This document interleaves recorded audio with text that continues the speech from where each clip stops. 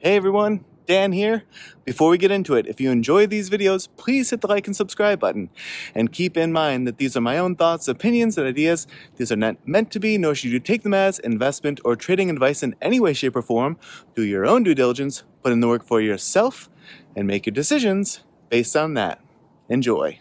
All right, folks, here we are on Monday, December 16th. We're going to take a look at AEHR today. So AEHR was pumping hard in the pre-markets. We see this candle, this 10-minute candle, it was up over 6%. And then this guy up here up over 10%. And then it started to peel back on this one as it approached sort of that $15 range. But I thought we'd come in and take a look at the levels and sort of talk about what this might look like. As you can see, AEHR has had sort of a huge downturn from its peaks up here, or even its time spent in the 20s.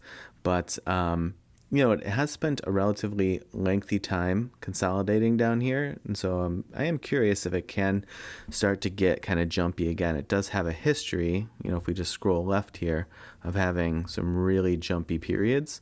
And it has had even a relatively recent one where it jumped all the way up to 21 here from it was a pretty quick swing from 9s up to 21. Now, full disclosure on this, I do have a position in AEHR. I've had it for quite some time. I've mostly been waiting to see if it can continue to hold this 1129. I was thinking how easy it would have been to get goofed out of this one, especially down here in this dip into the 9s, right? Because 1129 feels so far away from 983 percentage-wise, and it is. But it had sort of such a slow, like this was a big candle, right? This was minus 14. But then it just sort of trickled down, and then I saw this strong move back toward it. This was plus 9% day. And then it hit rejection off of there, right? Found absolute resistance there. So that's where a lot of folks, I feel like, could have just pulled the trigger and been like, cut, I'm out. That's the rejection of that 1129 level. But what you see is it was a relatively mild reaction to it. Even everything is relative. So this candle here being minus 3.5%, it's relative to, the positioning that got you there. The positioning that got you there was a minus 14% day, and then a few days later, a plus 9% day. So relative to that, the 3.5% is on the more mild side of things. What you saw there was, a relatively mild reaction off of that 1129 initial rejection, and then it just came and swooped itself up, plus 13% on this day, plus 24% on this day, plus 22% on this day, right? So it was just rocking and rolling, and I think you probably would have been kicking yourself if you had ditched it here, and a few days later it was up more than double where it had been down here in the 9s. So quite crazy moves. But I've had this position for longer than I intended to, but that's been my sort of my key focus is that 1129 level. Does it continue to look like it's holding it? And for the time being, because it has been, that's why I'm still in it. But I just wanted to mention that before we get in. So we're at 1329 or 13. Well, we're all over the place. We're in the 13s at the moment. We were just in the 12s when the video started. So we're stretching a big range here, right? About 1246 support level to the downside. Right now, the nearest in support level that I have is 1308. Nearest in resistance, 1386. And then 1456 is within just a few pennies of where it came in on that rejection when the market actually opened, right? This is pre-market. It came in within 3 cents of 1456 today. So that level, certainly key if it's going to get legs throughout the day today. That's what I would mostly be interested in.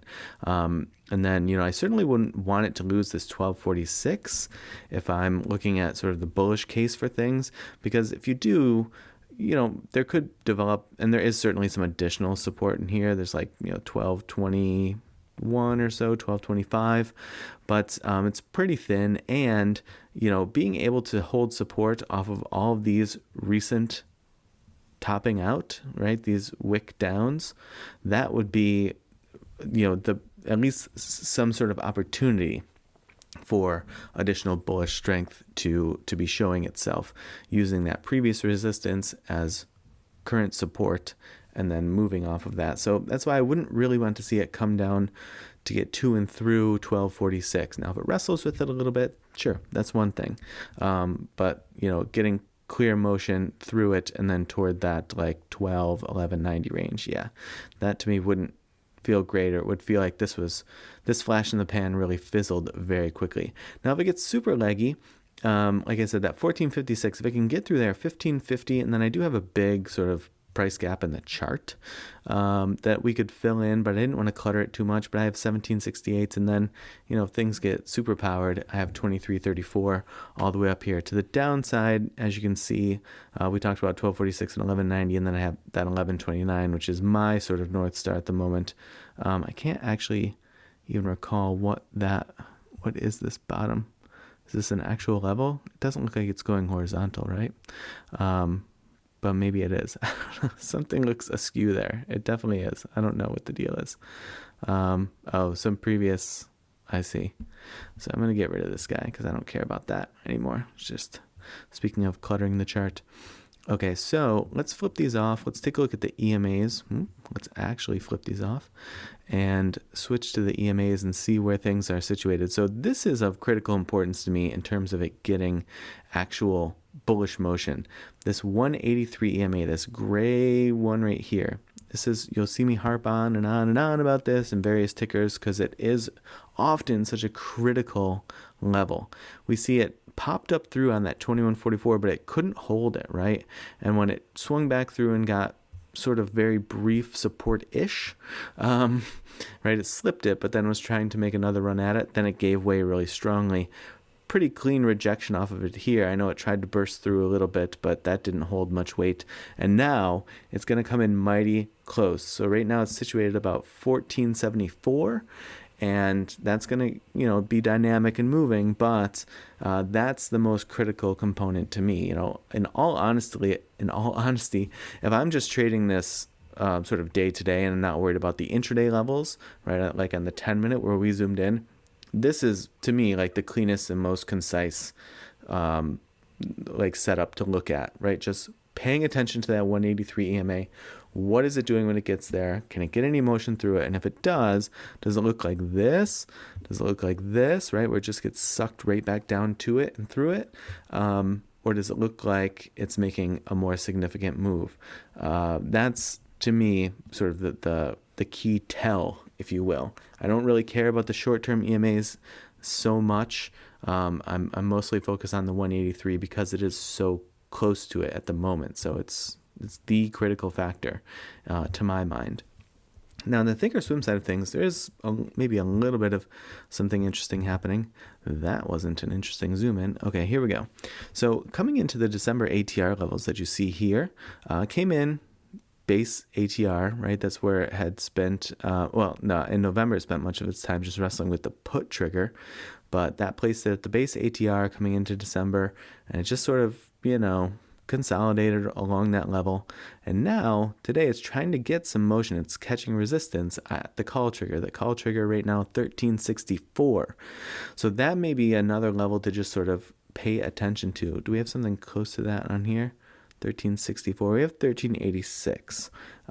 So close-ish. But 1384 is the call trigger, 1364 is the call trigger here. If it can get motion over that, the +1 ATR for December is all the way up to 1932.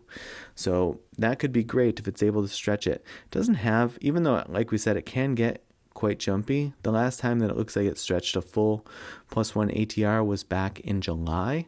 So, that was a nice move at that time, right? When it got this candle up over the call trigger and then it took off. But nothing really significant since then, even though, it does have some good spreads periodically. But being that that's the case, these ATR levels are so far apart that it really needs to work to get to plus or minus one. To me, nothing really consistent or compelling happening on either the TTM squeeze indicator or the phase oscillator. So I would just set those aside at the moment, or at least I would, literally I would. And, this call trigger is interesting though, as are the EMAs over here. And if I'm zoomed in intraday, these levels are going to be sort of my guiding force. But if I'm focused on the daily, those EMAs that we spoke about, and then particularly the 183 EMA, and then the call trigger, the potential for motion over the call trigger here is pretty interesting, especially because that +1, it's really nice gain if it gets there. But like we said, it hasn't happened since July, so might be a lot to ask at this point. All right, folks, so I hope that your trading week is off to a good start. And as always, I appreciate you watching, and I will see you in the next video.